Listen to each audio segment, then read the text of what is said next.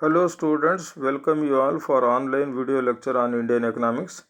Myself Professor Gyaman H, Department of Economics, KLS Gokte College of Commerce, Belagavi. Friends, in public finance topic, so far we have discussed and learnt about sources of revenue and expenditures of the central government. Under sources of revenue, we have discussed two types of revenue sources, that is tax revenue and non-tax revenue. Similarly, under expenditures, two types of expenditures, that is plan and non-plan expenditures of the central government. In today's video, we shall discuss and learn about Reserve Bank of India, that is RBI. The highest banking institution deals with monetary aspects of the country. At the outset, before we going to discuss functions of RBI, let us begin with introduction and management of RBI. RBI as a apex institution, that is highest banking institution and monetary authority of the country, was established on 1st April 1935 as a private shareholder bank, and it was nationalized on 1st January 1949. Please note this point: the establishment of RBI and nationalization of RBI. It was established on 1st April 1935 and nationalized on 1st January 1949. Friends, RBI has occupied a pivotal place, that is very important place in banking sector, since it directly controls all banks and financial institutions in the country. After knowing the background, let us move towards the management of the RBI. The management of RBI is governed by Central Board of Directors. This Central Board of Directors consists of 20 members as follows: one Chief Governor, that is Shaktikant Das, present Governor of RBI; four Deputy Governors, T. Ravi Shankar, M. Rajeshwar Rao, Dr. M. D. Patra, and M. K. Jain. They are the present Deputy Governors. Then one Director from Finance Department, 10 Directors from Experts Field, and four representatives from four regional boards, that is Delhi, Chennai, Mumbai, and Kolkata. So total members of Central Board of Directors is 20. After understanding the management of RBI, let us discuss the very important aspect of RBI, that is functions of RBI, that is Reserve Bank of India. Friends, RBI as a highest banking institution and monetary authority, it controls, regulates, and supervises all monetary aspects from time to time in the interest of nation and general public. As a part of it, it performs certain useful functions, and some of them are issue of notes, that is monopoly of note issue, then banker to the government, then bankers bank, control of credit, guardian of money market, custodian of foreign exchange reserves, lender of last resort, and lastly promotional and developmental function. Let us discuss each function one by one.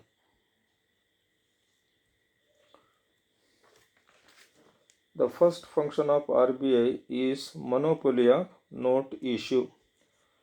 This is the first and foremost function of RBI, that is issuing of currency notes. Reserve Bank of India issues currency of all higher denomination except 1 rupee currency. The 1 rupee currency is issued by Finance Ministry of Government of India. RBI follows minimum reserve system against issue of currency, that is 200 crores. The minimum reserve has to be maintained by the RBI against issue of currency. Out of 200 crores, 115 crores in the form of gold and remaining 85 crores in the form of silver. This is the minimum reserve system is followed by RBI while issuing currency note presently. The second function of RBI is the banker to the government. The second important function of RBI is to act as banker, agent and advisor to the government. How it is a banker, agent and advisor? It opens deposits, receives money and makes payment on behalf of the government. It transfers funds and maintains accounts and advises government on all financial matters from time to time. So in this way, Reserve Bank of India act as a banker, agent and advisor to the government. Number 3, RBI acts as a banker's banks. Since all banks are under the direct control of RBI and all banks have to keep certain portion of their deposits as a cash with RBI. Further, RBI provides credit, advance and clearing housing facility and also directs and advises banks on their transaction from time to time. Thus, as a banker's bank, it controls, supervises activities of all banks in the country. This is another function of RBI, that is banker's bank. Next one is control of credit is one of the most important function of the RBI. RBI controls credit creation process of commercial banks in the country by using both quantitative and qualitative credit control methods such as bank rate policy, open market operation, cash reserve ratio, statutory liquidity ratio, margin requirements, moral suasion and direct action, etc. This is another function, that is control of credit. Next one is guardian of money market. Reserve Bank of India, as a guardian of money market, it controls the activities of different components of money market of commercial banks and financial institutions of the country. Next one is custodian of foreign exchange reserves. RBI, that is Reserve Bank of India, preserves and protects the precious, that is valuable foreign exchange reserves of the country. RBI monitor demand and supply of foreign exchange reserves of the country from time to time and also determines foreign exchange rate of currency in international market. So it acts as a custodian of foreign exchange reserves.